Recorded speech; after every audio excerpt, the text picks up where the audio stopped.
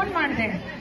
ಮಂಜುನೇ phone ಮಾಡಿದ್ರು ಒಂದ್ಸಲ, ಅಕ್ಕ ನಾವು ಈ ತರ ನಮ್ಮ ಒಂದು ಶ್ರೀಕೃಷ್ಣ ಗೆಳೆಯರ ಬಳಗ ಅಂತಿದೆ, ಆ ಬಳಗದಿಂದ ಶಾಲೆಗೆ ಏನಾದ್ರೂ ಒಂದು ಕೊಡುಗೆಯನ್ನ ಕೊಡಬೇಕು ಅಂತ ಹೇಳಿ ಅನ್ಕೊಂಡಿದೀವಿ ಅಂದಾಗ, ಆಯ್ತು ನಾವು ವಿಚಾರ ಮಾಡಿ ಹೇಳ್ತೀವಿ ಅಂತ ಹೇಳಿ ಹೇಳಿದ್ದೆ ನಾನು.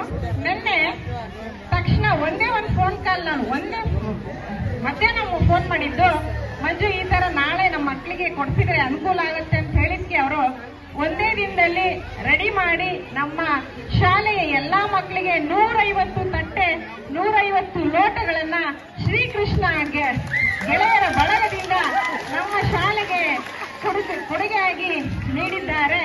ನಿಜವಾಗ್ಲೂ ನೀಡಿದ ಕೈಗೆ ಮರವು ಇರಬೇಕು, ಪಡೆದ ಕೈಗೆ ನೆನಪು ಇರಬೇಕು ಅಂತ ಹೇಳಿ ಒಂದು ಮಾತು ಹೇಳ್ತಾರೆ.